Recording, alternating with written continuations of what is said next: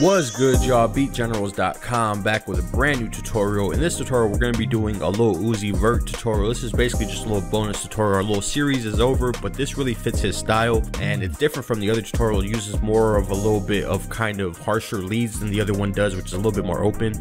So that's what this tutorial is about. I already made the beat. I figured why not share it with you guys as a bonus. Let's jump into the next section and get started on this beat.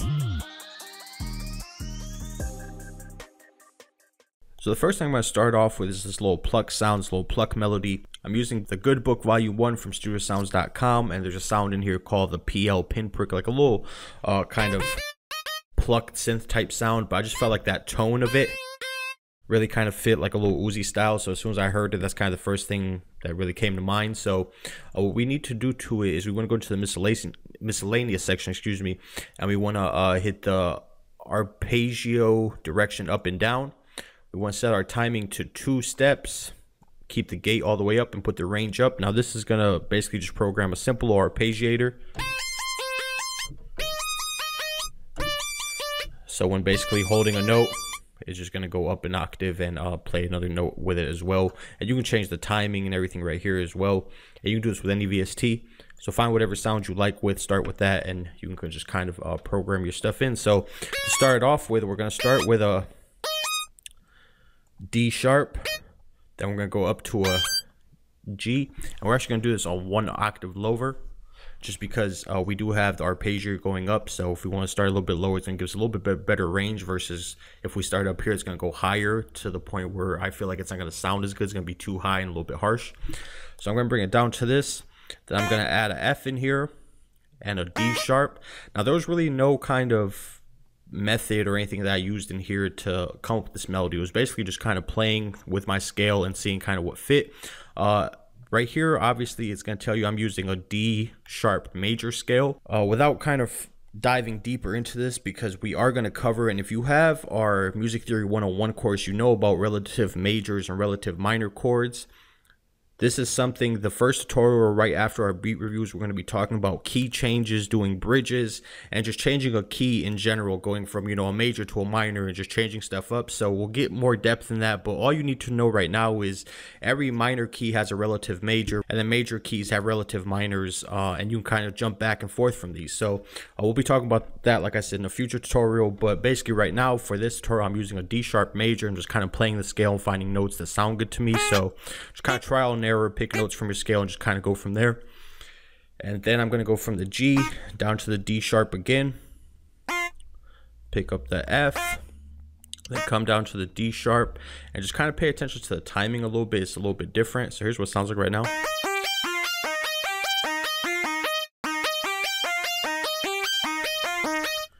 Okay, and if I stretch this note out, basically this is what it sounds like.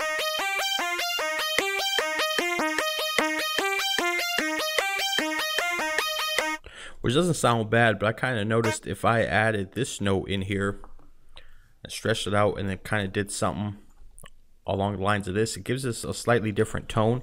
And later on when I added my chords, this melody with stretching this out worked better than just having it any other way, really.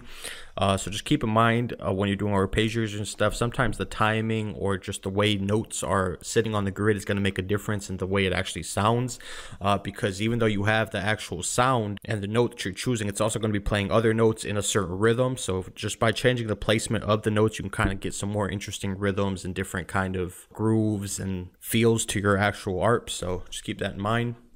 But basically I'm just go ahead and grab this again, transfer it over, and then at the very last one I'm just going to go ahead and shorten this one up. Okay, so here's what it sounds like now.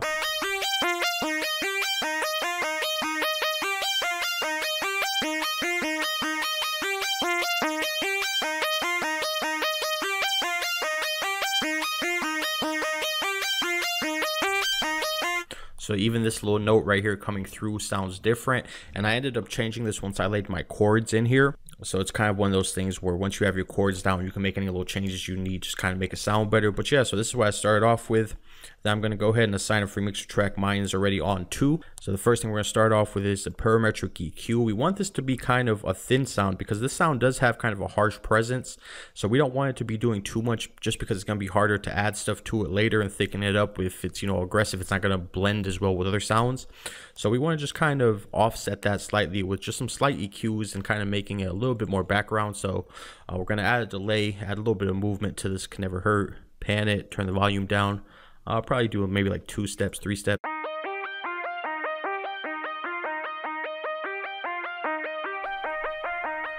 Okay, and then I'm going to go ahead and add a reverb to here just to make it bigger sounding. We're going to turn the size up, turn the decay time up to probably like right around 3 seconds. Keep it like this.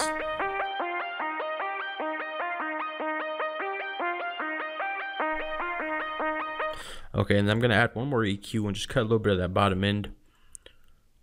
Technically, if you wanted to, you could just transfer this EQ to the bottom and just kind of adjust it right there, but this is a little bit quicker to me at least. So we're going to just cut a little bit of that bottom end. That reverb is kind of going through that whole sound, and it's giving it a little bit of frequencies of the bottom end that I don't really need for it. So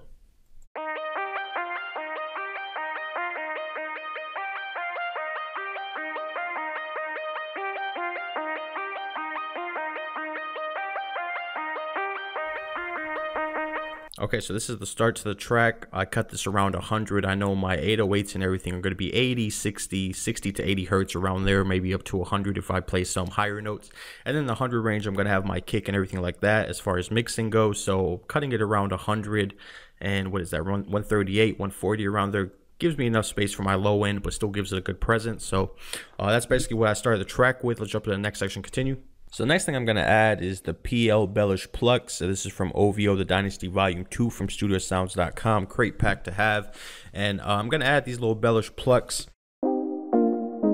Just a nice kind of open type sound, but it can add a nice melodic touch to it. And I'm just adding some chords to it just to give the track some melody. Lil Uzi does kind of like to sing on hooks and different things like that. So just adding a melodic touch with some chords and stuff would be just a nice addition to the track. So that's what I'm doing. I'm going to go ahead and just lay down these 4 chords pretty much, and that'll be it.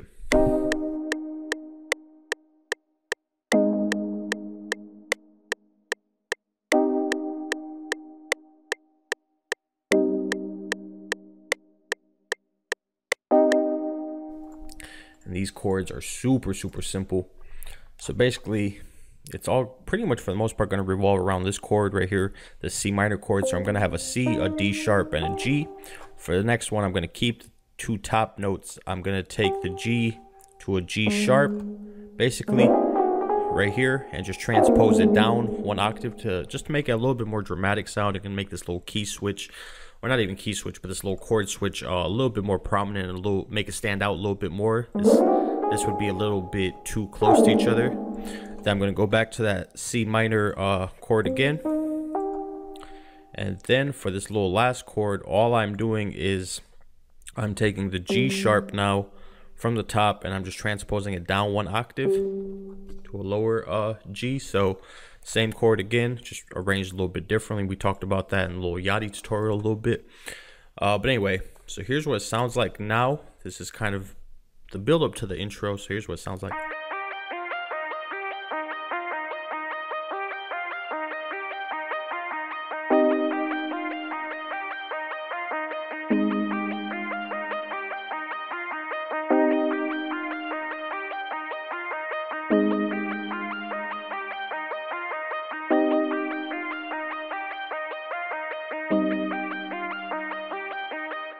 So I just really love the difference between that kind of happy sounding lead. It's still all in key, but these little minor chords just add a nice kind of more eerie type sound to it. Doesn't make it kind of that happy little yachty lane. It still has a little bit of edge to it, which I think sounds great. And before we move on to the next element, I just want to talk about this element real quick. I forgot to cover the effects on it. So I have an effects channel 3 and I have a delay on here. The delay is set to 8 steps. ping pong, volume turned down slightly in the panning to either the left or the right, doesn't matter, just so it'll bounce from left to right. So pick a left or right is fine. And the delay, basically this is obviously a very short sound, so it's going to come in here on the 1 basically, and it's going to disappear after that point. But I like the way it sounds, so I want it to slightly linger a little bit more, so just adding a slight little delay sound is going to basically just take the sound and repeat it a couple times, just because it is so quick anyway. It'll just make it have a little bit more of a presence in here. And the next thing I added was a parametric EQ and just cut a little bit of that low end. It's a nice full kind of pluck type sound, but we don't really need that bottom end. We're going to have kicks, 808s, and everything in that kind of register, so no need to really keep those frequencies. So here's what it sounds like right now.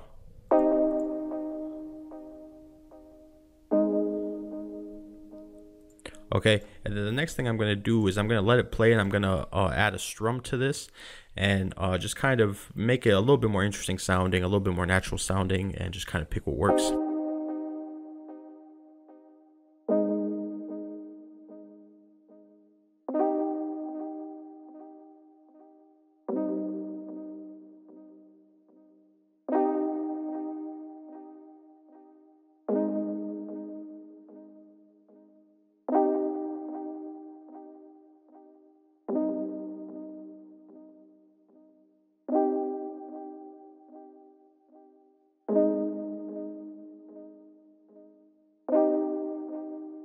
Okay, and then I also just evened out the little velocity just slightly, and if you ever want to just adjust basically the velocity of one sound, you can just select that note, and then when you come down here you can basically just control that one note. And I just wanted to even them out a little bit just later in the mix, so it'll help and just keep the track a little bit more consistent sounding. But here's what it sounds like.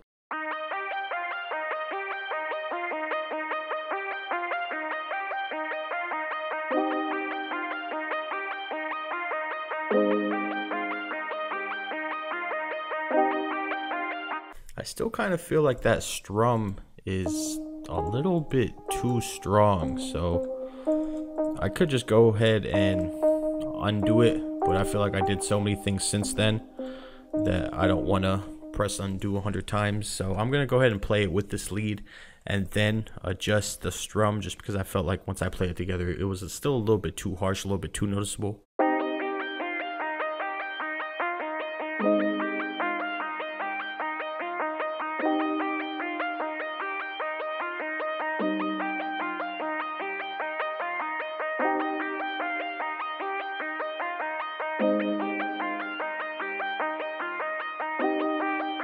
Okay, so something like that, very slight, will work. So let's jump to the next section and add the next element. So the next sound that I used is called the lead Jewels. This is from the Urban R&B and Pop Volume 1 from studiosounds.com. And it's just a nice little, just a slight cool little lead. It has kind of a darker, kind of almost minorish type sound to it. So I like I said, I like the back and forth between that kind of happy sound with that lead and then the chords being a little bit darker. So this was a nice kind of medium in between that. And basically I'm just going to add one simple note with this. It's going to basically just be on the 1, shift and D if it's not lining up to the grid correctly. It's going to basically be a note like this. But it might be slightly shorter. Let's see what that sounds like.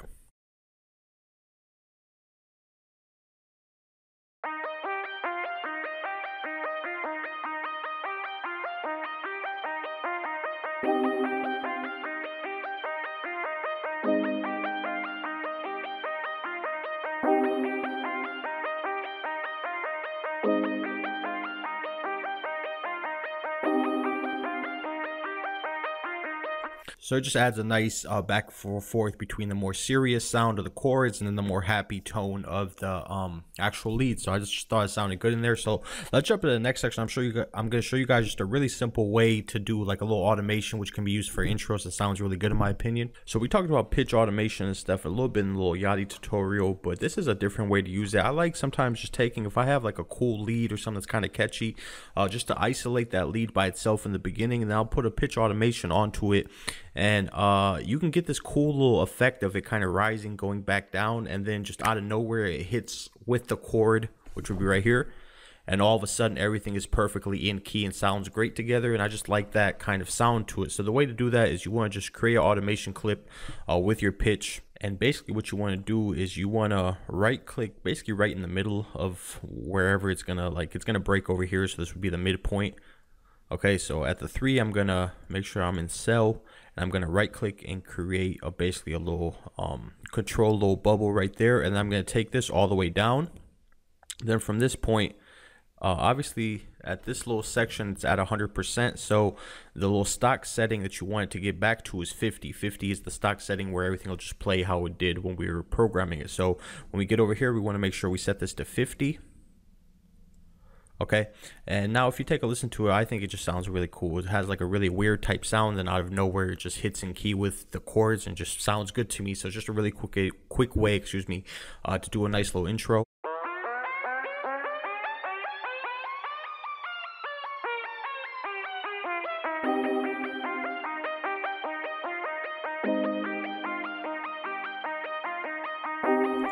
And then from this point over here, we're going to add our little transition effects, which will be pattern 4 probably. And then over here, we'll drop into the hook. So let's jump in the next section. We'll do our transition effects and then do the hook.